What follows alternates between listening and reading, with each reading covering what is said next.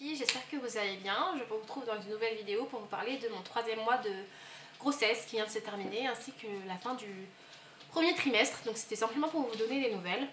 En termes de symptômes, j'ai rien eu de particulier en fait ce 3e mois, si ce n'est finalement l'atténuation des nausées, l'atténuation, parce que je vous avais dit mon 2e mois de grossesse j'avais eu des nausées.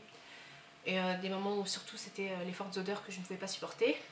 Et aussi une perte d'appétit depuis le début de la grossesse. Ça c'est un peu atténué, en fait ça alterne, ça dépend. Parfois je retrouve l'appétit, parfois je ne le retrouve pas du tout. Et aussi j'avais pas pris de kilos, j'avais perdu 2 kilos, mais progressivement je les avais repris quand j'avais réussi à manger un peu correctement. Et là je suis à plus 1,2 kg je crois. Donc on va essayer de freiner tout ça, mais de toute façon je pense que c'est des kilos que je prends sans faire quelque chose de mauvais, parce que j'ai toujours pas retrouvé l'appétit, donc j'ai pas forcément les envies de grignoter, de manger. À part, j'ai eu des envies de fraises. Bon, le gros cliché, mais je pense que c'est des envies que j'ai aussi hors de la grossesse, donc de toute façon, voilà. Mais ces kilos-là, je pense que je les ai pas pris en faisant des excès, c'est simplement qu'ils se sont installés tout seuls par rapport à la grossesse. Voilà ce que je pense. Alors, donc, c'est au cours du 3e mois de grossesse qu'on doit faire donc la déclaration de grossesse. Enfin, moi, c'est comme ça que ça fonctionnait au niveau de mon suivi. Qu'on doit faire la déclaration de grossesse. Qu'on doit rencontrer la sage-femme pour la première fois et qu'on doit faire la fameuse échographie du premier trimestre qui est déterminante pour la plupart des personnes.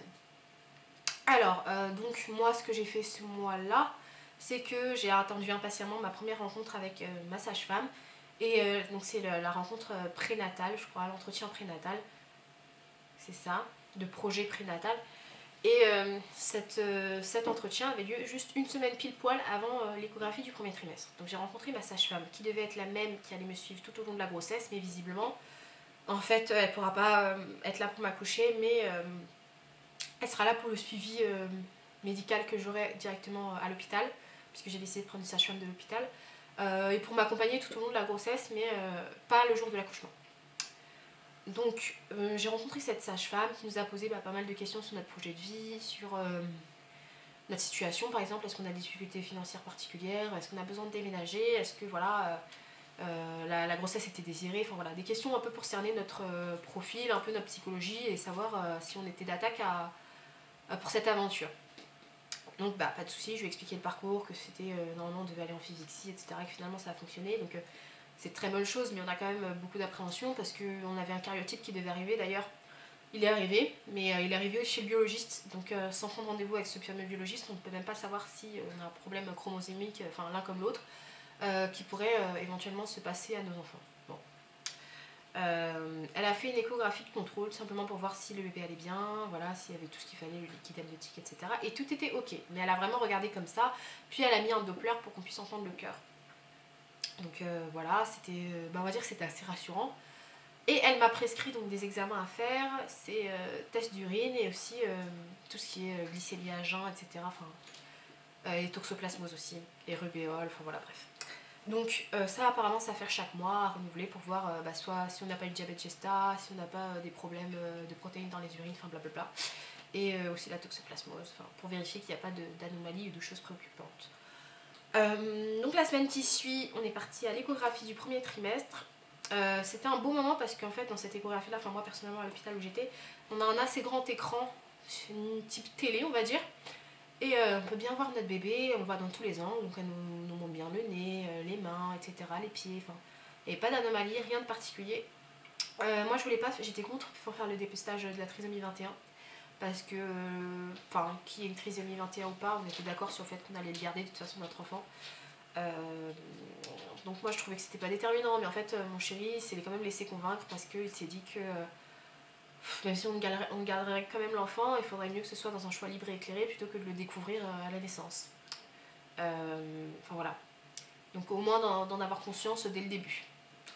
Donc moi je me suis dit de toute façon ça change rien puisque dans tous les cas moi je l'aimerais quand même notre enfant et je n'aurais pas envie d'interrompre la grossesse, mais si ça peut lui permettre de savoir en avance et de se préparer, voilà.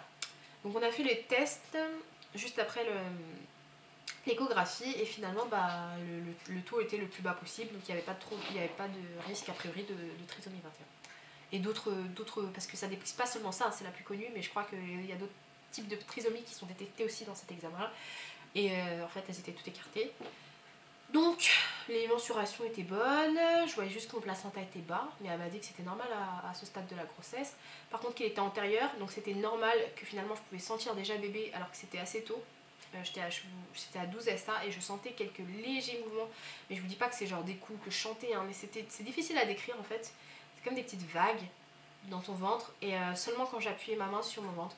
Donc parfois je sentais rien du tout effectivement parce qu'il n'est pas tout le temps en train de bouger, hein. Mais de temps en temps, à certaines heures, par exemple la nuit, je sentais le bébé bouger. Et ça m'a rassurée, elle m'a dit bah effectivement votre placenta est vraiment assez proche de votre ventre pour que vous puissiez le sentir en fait. Parce qu'il y a des personnes, leur placenta est plutôt placé au niveau de... plus vers leur dos que vers leur ventre. Donc voilà. Ensuite, ce qui s'était passé, c'était que la sage-femme m'avait prescrit, je vous avais dit, des examens à faire, etc. pour voir si j'avais la toxoplasmose, blablabla. Et en fait, dans ces examens-là, ma glycémie à jeun était bonne, enfin pas de toxoplasmose, pas de rubéole, je sais pas quoi. Et par contre, j'avais de la protéine dans mes urines et du glucose dans mes urines. Donc moi je m'étais inquiétée parce que je m'étais dit, voilà, ça veut dire que... Surtout que ma sage-femme m'avait dit que si on trouve une quelconque trace d'un taux de sucre anormal dans le sang, on part du principe que vous avez déjà le diabète gestationnel. Donc on en prendra en charge immédiatement, à partir du début de la grossesse, c'est un soupçon qui est souvent avéré, quoi. Donc je me suis inquiétée, puis après j'en ai parlé à l'échographiste que j'avais vu une semaine après, qui m'a dit que finalement non, parce que ma glycémie à jeun elle était bonne. Après ça reste toujours à contrôler si on fait partie des personnes qui sont à risque, sachant que moi dans ma famille il y a des personnes qui ont eu du diabète et que moi-même je suis en surpoids, donc voilà. Elle a dit ça reste à contrôler, mais par contre le fait qu'il y ait du glucose et des protéines dans mes urines, ça pouvait simplement s'expliquer par le fait que je ne buvais pas assez d'eau. Donc j'ai refait un test pipi le jour même et finalement elle m'a rappelé en me disant que tout était bon, et c'est là aussi elle m'a annoncé que le test de trisomie 21 était concluant, puisque du coup il n'y avait pas d'anomalie particulière en fait. Donc tout allait très très bien, enfin c'était super. En fait jusqu'à la fin du premier trimestre je n'ai pas travaillé parce que j'ai travaillé un petit peu, je faisais beaucoup de vacations en fait avec la mairie avec laquelle je travaillais, mais je voulais prendre un contrat d'un moment de travail, mais plus je cherchais et plus j'essuyais des refus ou alors des propositions qui finalement ne correspondaient pas du tout à mon projet, mon objectif professionnel, parce que je voulais quelque chose qui aille en adéquation avec mes études, pas chercher un contrat juste alimentaire. Plus je voyais que c'était compliqué, et voilà, que je me suis dit je vais me concentrer sur ma grossesse, je vais me reposer pendant tout ce temps-là, et ensuite à la fin, quand le bébé aura un peu grandi, je vais reprendre le travail. Mais finalement, je me suis dit, je veux qu'on déménage parce que je voudrais quand même que le bébé ait son espace, même si ce ne sera pas forcément sa chambre au début, mais au moins une salle de jeu, quelque chose, un endroit rien qu'à lui. Et donc ça a commencé un peu à m'obséder cette idée, je me suis dit je vais chercher un travail, et bonne chance que j'ai eue, j'ai été recrutée directement après un entretien. Elle m'a dit je vous prends, et puis le jour d'après j'ai commencé, donc je suis super contente. Je vous ferai une vidéo dessus, pourquoi? Parce que ça peut prêter à controverse, puisque j'ai décidé sciemment de ne pas annoncer ma grossesse tout de suite, sachant que je terminais mon 3e mois le jour de l'entretien. Donc je vous ferai une vidéo au fur et à mesure de comment ça évolue. Pour les personnes par exemple qui sont concernées par ça, soit qui sont déjà en poste, soit qui sont toujours en période d'essai, ou soit qui sont quand même en poste mais qui ont décidé quand même de ne pas en parler le plus longtemps possible, parce que c'est votre droit, il faut le savoir. Donc je vous dirai comment moi j'ai géré la situation, comment ça s'est passé. Et normalement, si tout se passe bien, je compte annoncer ma grossesse après l'écho du 2e trimestre. Donc je ne sais pas si ça pourra se voir, là je suis habillée pour aller au travail. Vous voyez, mon ventre ne se voit pas particulièrement, mais si je me mets comme ça, je pense qu'un petit peu. Enfin bon, voilà. C'est quelque chose que j'estime avoir le droit de faire, et c'est pour ça que j'aimerais sensibiliser plus de femmes à cela, parce que je trouve qu'il est important de ne pas s'auto-culpabiliser. Et il faut de tout pour faire un monde. Il y a des personnes qui vont... Non, Kira descend. Il y a des personnes qui vont penser automatiquement qu'il faut se sentir coupable. Mais je voudrais vous rassurer sur le fait que s'il y a il y a un système légal qui existe pour ça, c'est qu'il y a une raison, que si la femme est protégée dans le code du travail, c'est qu'il y a bien une raison et c'est pas pour rien. Voilà. Je vous embrasse les filles, je vais m'occuper de mon chien qui essaye de monter sur le canapé et je vous retrouverai bientôt pour une vidéo. Je ne sais pas sur quel thème elle portera, mais j'espère vous la tourner très bientôt. Bisous les filles!